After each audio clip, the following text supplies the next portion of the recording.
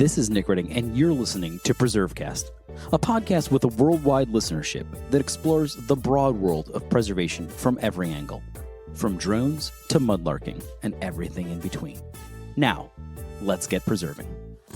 Pizza history and preservation are three of my favorite things, and it's rare that they come together under one PreserveCast episode. But that's what we've got in store this week.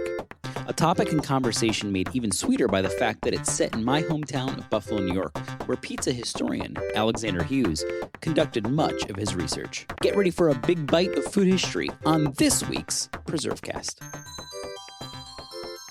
This is Nick Redding. You're listening to PreserveCast. Today, we're super excited to be talking with Alexander Hughes, who's a six-year PhD candidate in the Department of History at York University. And he is working on some really interesting work and research around the history of pizza, particularly as it pertains to my old neck of the woods up in Buffalo, New York. It's rare that we get to combine my hometown pizza and preservation all in one podcast, but that's what we're going to do today. So, Alex, we always like to know a little bit about the people that we're talking with before we jump into their area of expertise. So, where'd you grow up, and what put you on the path to becoming a historian of pizza? So I grew up in Toronto, Ontario, Canada. My love for history started really young. My grandfather was a collector of material items, and it could be anything from World War II memorabilia to he was a buyer. So as he traveled around the world, he always had material items around his house that I always would go and explore. By the time I got to start my undergrad, I actually started as a communications major. But after one semester, I realized I was taking more history classes than communications classes. And that kind of set me on the right path. My career in academia has just been a series of events where, one day in fourth year of my undergrad, I was talking to a professor and said, I'm really interested in the history of Disneyland. And that ultimately ended up becoming a master's project where I worked on the representations of U.S. history in Disneyland Park. And, midway through my master's, it was coming towards the end. I knew that my love for history was hanging on, and I decided to put in for a PhD. Originally, I had proposed a U.S. history topic. But in the first few weeks of my PhD, I actually sat down with my supervisor, and she suggested, hey, you're at a Canadian university. Why not take the Canadian history field course? And I said, I haven't taken Canadian history since first year of my undergrad. But I ended up taking this doctoral level course on Canadian history, and I kind of rediscovered a love for the history right around me, the history of Toronto. And midway through that first year, my supervisor said, do you want to change your topic? And I really started considering, how can I do a transnational Canadian and US dissertation? And I was sitting at home one day and I started watching the Vice series with Frank Pinello of Best Pizza in Williamsburg, Brooklyn, where he goes around New York City, tries different pizzas. And I was going, a pizza history would be an interesting topic. And I got fixed on this idea of a Great Lakes pizza history. And at one point, I was looking at Toronto, Buffalo, Windsor, Detroit. I was going to go to Montreal and Rochester as well. But I ultimately settled on Toronto and Buffalo, one, for accessibility of archives, but two, because I really got to work on one city that is my hometown, and one that was nearby and told quite a different story than what happened in Toronto. So that's kind of how I stumbled onto this project. And, now it's been 5-6 years of research on it. And actually just found out it will be defended on March 4th. So we're near the end. We're very close. And I mean, I'm sure there's a lot of like pizza puns and pizza jokes that can be made, but obviously you'll have a pizza party when you successfully defend it. I'm hoping to have a pizza party. Right. It seems appropriate. I've taken a big slice out of history here. Okay, here we go. Occasionally it's cheesy. Yeah, let's get them all out of the way. Before we jump into the dissertation and talk about the comparative history and sort of history of pizza in this area and what you've uncovered, let's talk a little bit about pizza and its history, because it's one of these things that's so ubiquitous that you're just like, well, it's always been there. And of course, everything has a history. How do we have any sense for how old this food is? Like, if you're going back and like looking at it as a food form, how far back does this thing go? What are we ingesting, and what history are we connecting with when we do it? So the history of pizza is very much a global history. It often takes place outside of Italy. 6th century BCE, we have records indicating that soldiers under Darius the Great were actually cooking flatbreads on their shields, facing up towards the sun. And they were putting cheese and dates on these and baking it. So not quite a pizza as we recognize it. I mean, we often say now a pizza is a dough, cheese, tomato sauce product. Ancient Greece, they were cooking flatbreads. Roman soldiers were adding cheese and olive oil to matzah and baking that. But even the importation of tomatoes to Italy is a long history, where they're found in South and Latin America, imported to Spain, where most Europeans wouldn't touch them because there was this belief that the tomato fruit was poisonous. It was the Italians were the only ones that seemed to adapt to eating tomatoes, and this is in the late 1500s. But I mean, we don't really know how it jumped from that to actual pizza. 1840s, there's records indicating a variety of pizza toppings in Italy. The first pizza stand in Italy, Antica in Naples, opens in 1738 just as a stand for peddlers, but becomes a more formal bakery with an oven in 1830. And then there's always the classic story of the tricolor margherita pizza created for Margherita of Savoy, with the green, white, and red.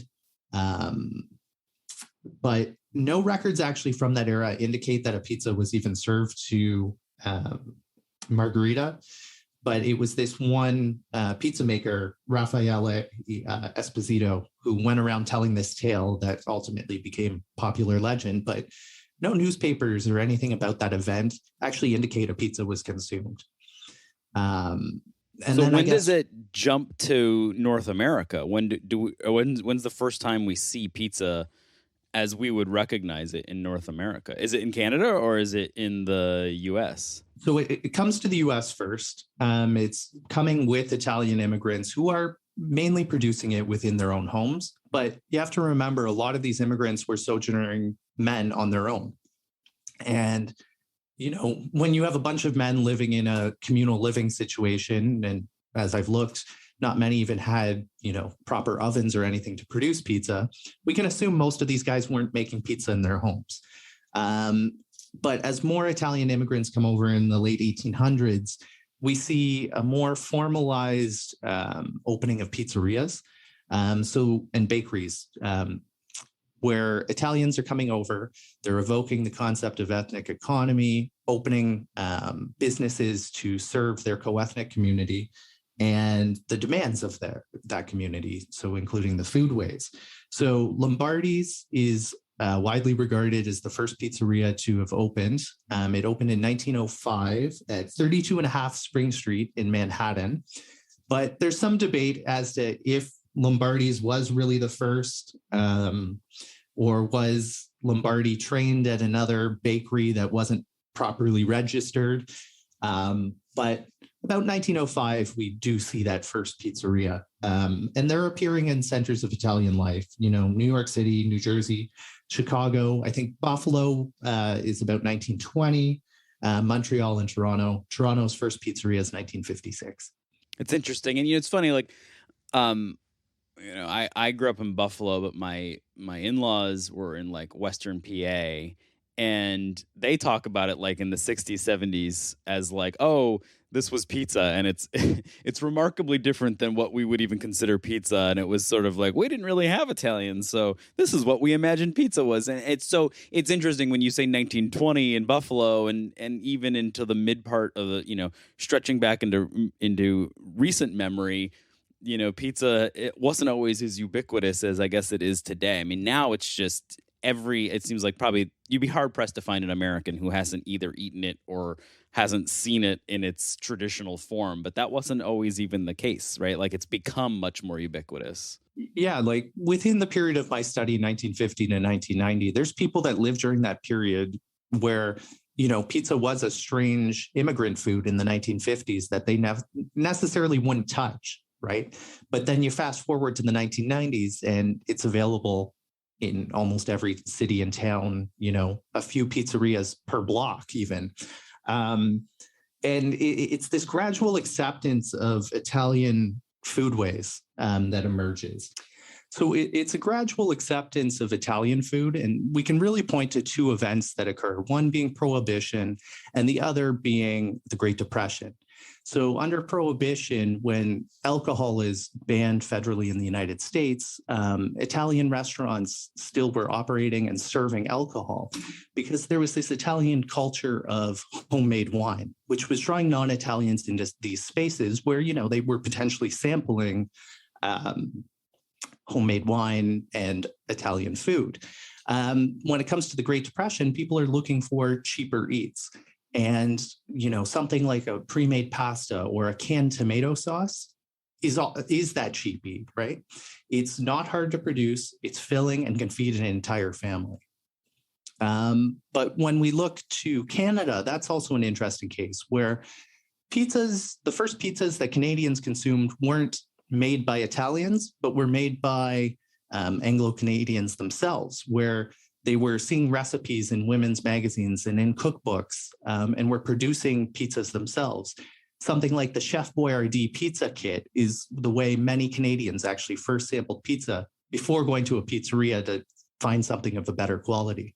Yeah, it's interesting that's a lot of people's first entree, and you still hear that. So why Buffalo and Toronto? You touched on that quickly, but is this a nexus of pizza culture? I mean, as a Buffalonian, I like to think that obviously we have something special in Buffalo pizza, but why? I mean, you talked about that research and just proximity and things like that, but is there something special going on in those two communities when it comes to pizza? Definitely. So let's compare the cities to begin with. So in 1950, comparable size populations, but also comparable Italian immigrant populations. So they're kind of starting at the same place, okay, when it comes to the population that's creating pizza. But what we see is this divergent path between the two cities where Toronto becomes a financial and cultural center for all of Canada. And Buffalo loses prominence. Buffalo isn't even a center within New York State, where it's surpassed, obviously, by New York City. But what's going on with pizza in the two cities is a telling tale of these diverging economic paths. Toronto adheres to this very big corporate style pizza while maintaining the ma and pa local independent pizzerias. But also these big conglomerate pizzerias open in Toronto, Pizzaville, Pizza Nova, to name a few. Versus in Buffalo, there was this resistance against conglomerates even coming into the city. The one exception was Pizza Hut, which actually operated as a loss leader up until the COVID pandemic in 2020, where they were actually forced to shut down the remaining Pizza Huts in Buffalo. As the population and urban economy declines there, no big conglomerate was really interested in conducting business there. So Buffalo held on to an independent local pizzeria culture, unlike a city like Toronto. So it is really comparative. That's interesting. And I have read before, I don't know if you've come across this, but that Buffalo, and this isn't supposed to just be a Buffalo fest here on PreserveCast, but we'll dive for a second and indulge the listeners in my hometown. But that it has one of the lowest national franchise rates of any comparable city in the country, and I think there's a lot that makes up for that. But there's sort of this fiercely loyalty when it comes to local brands, and it's interesting that Pizza Hut is that does well everywhere, right? It's like one of the only things that it goes out of business in Buffalo. It's crazy. Well, one of the crazy stories of Buffalo fast food and that resistance of big conglomerates is I remember an article out of one of the student newspapers for SUNY Buffalo, where a Burger King had moved in and taken over the plot of land that had previously been like a diner that many students enjoyed. And the students didn't want to go there because it destroyed whatever this restaurant was before. And it was only once that Burger King put in the SUNY logo behind the counter, like in a tiled mosaic type thing, that students were actually inclined to go eat there. So I think that really speaks to this localized character of fast food in that city. So this might be a place to take a quick break and then come back and talk about what pizza's development tells us about our culture, the surprises that you found in Buffalo, the kind of mapping work that you did, and we'll do that right here in PreserveCast. Historic preservation can't happen without skilled tradespeople to perform the work, and there's a critical need right now for those tradespeople. The Campaign for Historic Trades, powered by Preservation Maryland, is working to meet that need by strengthening apprenticeship opportunities within historic trades. In partnership with the National Park Service's Historic Preservation Training Center and Conservation Legacy, the campaign is currently recruiting for NPS Traditional Trades Apprenticeship Program, or TTAP. TTAP's an intensive 20-week apprenticeship that provides young adults the chance to learn historic trade skills while working on America's most iconic historic sites. Multiple positions are open for the 2022 season at national parks across the country. Visit historictrades.org for more information on TTAP and how to apply today. This is Nick Redding. You're listening to PreserveCast. Today we're talking to Alexander Hughes, who is a 6-year PhD candidate in the Department of History at York University. He is about to defend his dissertation, Lake Effect Pizza, Pizza Culture and Consumption in Toronto, Ontario, and Buffalo, New York, 1945 to 1990. And before we took our break, we were talking about why Buffalo and Toronto, the history of pizza, when it came to the Americas. And I'm curious, in the work that you've done sort of comparing Toronto and Buffalo, obviously there's a big difference in, the adoption of national brands versus sort of mom and pops. How did you detail that? I know you've done a lot of work around mapping and identifying locations. How did that work? How did that all come together? And what did you find? Like what are the big picture, sort of themes that you uncovered in this work? So one of the big features of my project was GIS mapping. And what I was able to do was I went into city directories, yellow pages, supplier guides to locate where pizzerias existed. And what I did was I created multi-layered maps to basically follow year by year where pizzerias grew across cities. And what I was able to do was locate, did pizzerias originally open near Italian centers of life? Well, in Buffalo, that's the case. In Toronto, it's not. In Toronto, they open near centers of industry, where we can assume that Italian Canadians were working and looking for something to eat. Now, what this mapping reveals is the importance of suburbanization and post-war consumerism. So as these cities were growing and new suburbs are developing and post-war consumerism is creating demands for pizzerias, what pizzerias started doing was actually following where others had already set up. So if one set up on this street, another would set up a few blocks away. And what we see is overlapping patterns where overlapping delivery areas, overlapping walk-up to ultimately create this new demand for pizza. So, we're looking at areas that were once uninhabited in 1950, but now have, 10 pizzerias in a small city block area. Now, did you compare the actual type of pizza itself? So did you look at, did you get into that, or is that too challenging to do because it's so ephemeral? Because I know that's always like a big fight, right? Like, oh, this kind of pizza is better. And there was maybe 2 or 3 years ago sort of this battle about, does Buffalo have a specific type of pizza? It's like, and some people joke that it's like, well, it's halfway between New York and Chicago, so it's sort of like it's like mid-range or something. But did you get into the actual pizza itself, or is it more the business of pizza? So I had to get more into the business, and the issue is we don't have records that indicate, you ate a slice of pizza in 1956 and wrote down what it tasted like. Yeah. Those don't exist. So, I mean, I was able to turn to the voices of food critics, but often those don't represent the average person's opinions. Now, the big thing about taste profiles, like I've had close to 700 slices over the working on this project. And I can confirm, you know, a slice in Toronto tastes a lot different than a slice you'll find in Buffalo. And there's different taste profiles that definitely emerge. But I think one of the more interesting stories is more about the types of pizzas created. So like the Hawaiian pizza is probably the most Canadian of pizza styles. It was developed in Chatham, Ontario, which is midway between Toronto and Detroit, essentially. And it was a diner/Chinese restaurant that eventually started making pizza. And the guy who owned the place, Sam Panopoulos, would travel to Buffalo or travel to Detroit, sample different cuisines there, and then bring them back to Satellite Restaurant, which he owned, to produce them. And one day he started throwing pineapple and ham on pizza after looking at creating a sweet and sour Chinese dish. And ultimately, this style, the Hawaiian, started to spread across southwestern Ontario and eventually penetrates into the United States, which I ultimately say is there is a real connection between Great Lakes cities, be it transborder shopping, you know, cross-border familial relations, that kind of thing. And so something like the Hawaiian pizza appearing in Buffalo, well, that's a very southwestern Ontario thing, versus something like the white pizza, like with the ricotta and a olive oil base rather than a tomato sauce. That's something that didn't actually really cross into Ontario until the late 1980s. And that was more of a California influenced pizza. If we think of like a Wolfgang Puck style thing from Spago and Beverly Hills. But the white style, for whatever reason, never really came to Canada.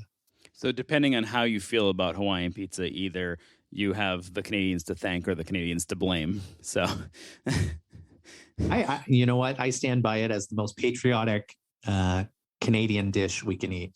Yeah, it's like I was going to say it's like poutine with some maple syrup and Hawaiian pizza. I mean, what's more, and watch hockey. What's more, you know? Exactly. Even though it's named after a U.S. state. Exactly. Yeah. Sorry about that. So, you know, this is a preservation podcast, and we're talking, you know, we've got the series, this is a part of this year, sort of about the legacy of different foods and how foods preserve a component of our past and how we use food to engage with the past. And they're very nostalgic in some ways, because what is more triggering than smell and food? But are we losing any aspect of that early pizza culture? Is there a preservation story to this? How should the preservation community approach things like legacy foods like pizza? Should we be preserving old pizza parlors? What's the best way to kind of capture this? I'm curious if you've kind of like come across that or thought about that in your travels. We're losing a lot of our original pizzerias. A lot are as a result of the COVID pandemic, and especially here in Toronto, where we were shut down as one of the longest cities shut down in North America. A lot of these businesses closed. So Toronto's first pizzeria, Vesuvio, closed very, very early in the pandemic. Are the buildings of historic value when they were built in the 1950s and have been updated? Yes. But I think where tradition is held onto and the preservation is, you know, what ends up happening is some of these third, fourth, fifth generation family members are holding on to some of these pizzerias, or they're going on and opening their own as well. So, you know, it may not be the original name, but they're opening upscale pizzerias while still holding on to that traditional production that, you know, they learned from their grandparents one day. I think the independent pizzeria in some ways is under threat by the rise of these big conglomerate and chain pizzerias, as well as other fast food fads. I think that is one of the biggest struggles is, you know, some days people want that frozen pizza, or they want that, you know, $5 pizza rather than spending to find that little local pizzeria to pay, you know, $25, $30 for an artisanal style pizza. But yeah, you know, out of the top first 10 pizzerias to have opened in Toronto, I think about 4 or 5 have closed, in most over the past 2 years. So it's interesting because there's some cities, like I think it's San Francisco, that has a legacy business program where they identify legacy businesses. They try and provide them additional support. There's a registry of them. It sort of seems like maybe we need a national register of historic pizza places. Like, and I think we should work on that together. Exactly. I mean, even in Buffalo, we think Bocce Club Pizza started as a house that was the Bocce Club. It was returning service members from World War II, Italian service members, Italian Americans, all like to play bocce at this one house. And they discovered a pizza oven in the basement. And, this story of this guy who was actually at the Nuremberg trials, he comes back to Buffalo, he buys the Bocce Club, he finds this pizza oven in the basement, and then goes on to start producing pizzas. And then, expands the business outward to multiple locations. The same with Santora's in Buffalo, started as a household window, where the family actually just sold to their neighbors out of their front window. So I think places like that should be held on to, definitely, as they're important pieces of culinary history in these cities. But I think when it comes to the business, a lot of them are slowly being lost right now. All right, so we'll pivot here before we come to the conclusion, some rapid fire ones. Any favorite silly pizza restaurant names that you came across in your, because like there's nothing goofier sometimes than what you name a pizzeria. So I'm curious if you came across any doozies that you want to share. I can't believe it's not Hamburger. That's a real place. It's pizza. Yeah. Is that Canadian or Buffalonian? I don't know where that one is, to be honest. That's just, I think I met the owner of that one at Pizza Expo a few years ago. I also love, I think they've actually dropped the word love from it, but And Pizza, which started on 8th Street in Washington, D.C. They were kind of like the Chipotle of pizza, where, you can choose every topping to go on and they make it right in front of you. But I love that name. And there was a short-lived kosher frozen pizza that was called Noah's Ark, which I just thought that one was funny anytime I came across that one. Those are some good ones. Do you have a favorite pizza place? Yeah, so I actually, and I live close by, but Il Pisano in Toronto is Toronto's third oldest pizzeria. It's also down the street from me. I worked as a lifeguard at a pool across the street from it. So when I was younger, so it was quick to, run over there, grab a slice. It was only years later, as I started on this project, I went, wow, that place is really old. And are you sort of a known quantity now in pizza places? Like you come in and they know you're the pizza guy? Yeah, the odd place. Even my delivery guy from the one chain I appreciate, he recognizes me now. And I've been fortunate enough to attend things like Canadian Pizza Expo, as well as World Pizza Expo. So I've been able to network with pizzeria operators. I know quite a few in New York City as well. And I'm waiting for travel restrictions to ease up a bit before I can go and visit their pizzerias now. Very cool. So what's next after you work on this? You get this dissertation defended. Where do you head? Are you continuing in your pizza studies? Will you be the pizza historian? Are there others that you other pizza historians across the globe who get together? So I'm the only academic pizza historian at this point. There's quite a few amateur historians, who are interested in the history of pizza and pizzerias, but I'm the first to have done a localized study comparing two cities, especially two transnational cities. At this point, though, I'm interested. I'm looking at postdoc opportunities. I'm looking at a few academic jobs, but I'm open to adjuncting as well. I also hope to turn this into a book. So I'm going to start shopping around to a few university presses. If anybody's interested, feel free to contact me on that one. But yeah, my defense is 6 weeks away now and looking forward to the future after that. Very cool. So question we ask everyone before they go, what's your favorite historic place or site?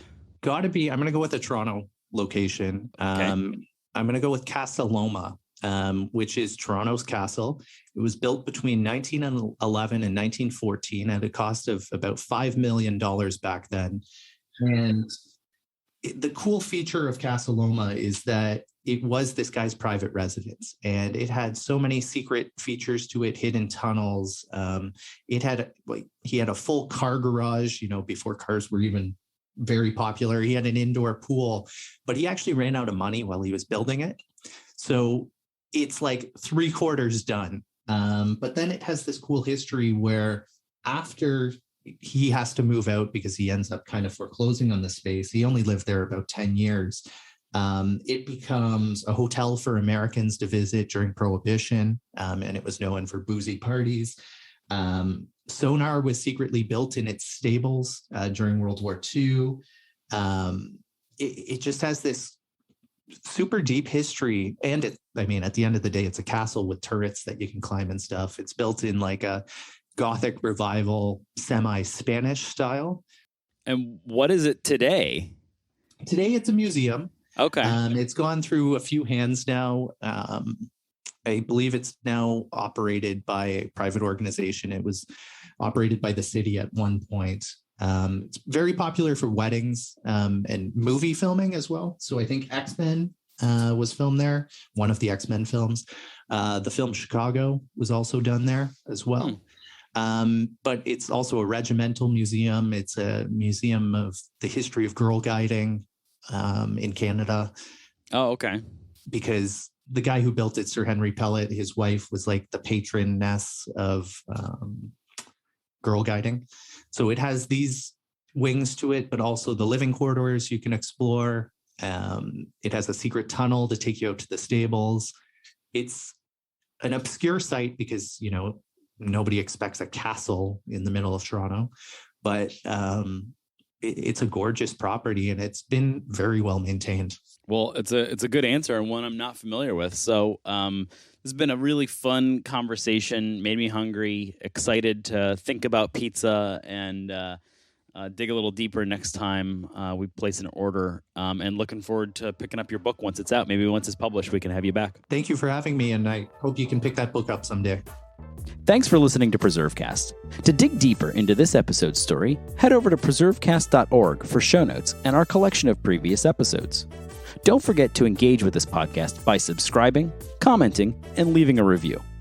Follow along on Instagram, Twitter, and Facebook at PreserveCast for even more.